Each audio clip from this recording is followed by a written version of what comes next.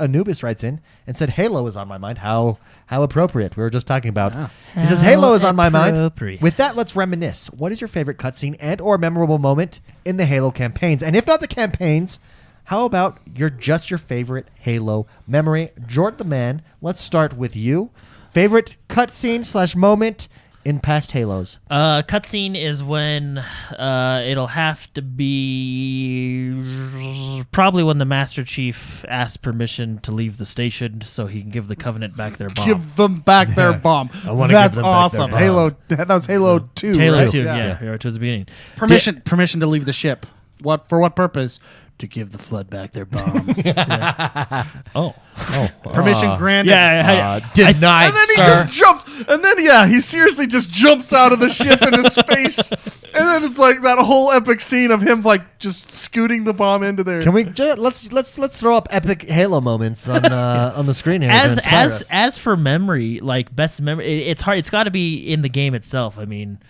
Or playing with your I remember when me and my younger brother spent all night getting all the skulls. It was a lot of fun. Our community plays are a lot of fun when we play with the. Dude. Halo multiplayer, whether it be co-op or competitive, I think just has that potential of good memories. You know what I mean? Oh yeah. How about there's got to be a Sergeant Johnson moment. Oh it depends on what difficulty. What difficulty he changes? Sergeant his Johnson's lines are hilarious, dude.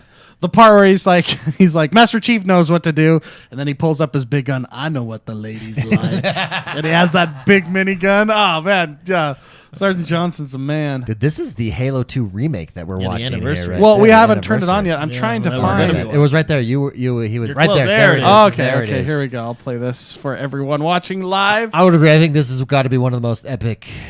It's so good. Also, the first time you load up with the chorus singing that choir chamber music that goes off in Halo. My favorite memory with me was playing with my friend Chris Ferguson. Mm-hmm. We played co-op campaign. It was one of the first times you did this, and it just blew you away. Their AI, how good it was at the time, how it adjusted to you. It was like, whoa, this is like playing real players. Super cool. Oh, there it is. Yeah, we're watching Master Chief dive out of the ship with a bomb and just to space.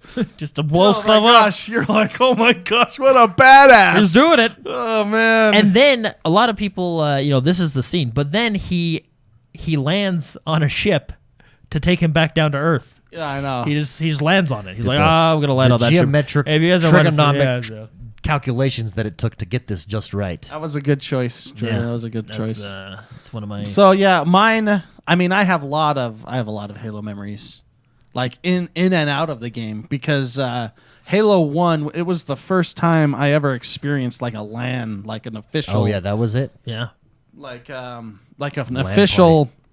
So when I was younger, and this came out.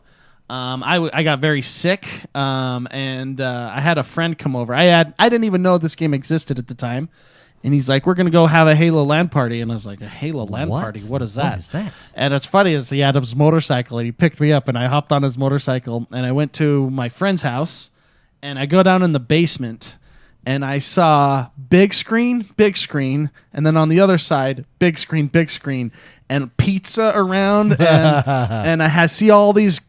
Xboxes with these controllers and wires running everywhere, and everybody in there laughing and having a good time. And they were obviously playing like the Blood Gulch arena, right? Yeah. Capture the Flag at the time. And I walked in, and my life had changed in that moment. From that moment is forth, when you became an Xbox the user. Halo LAN party, and that is when you became Mr. McSpicy. That's what. I was actually Mr. McSpicy before that, but I didn't even know much about the game at that point. But it was a big deal, the LAN parties, and then I actually went and got an Xbox after that, right? And then I played the game and the campaign. So in Halo 1, there's a part in the game that totally shift everything.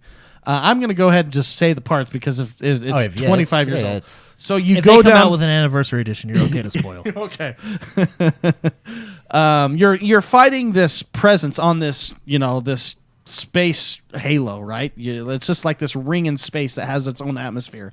And you're fighting this alien race, and you don't know necessarily why you're there at this point, but you've been fighting this alien race, and you go into this jungle map. And what you're doing, you go into this cave area that's very modern compared to the jungle outside, and then you start to see remnants of like soldiers that have just been torn apart and aliens that the other team that have just weren't by bullets or anything, but they were just shredded.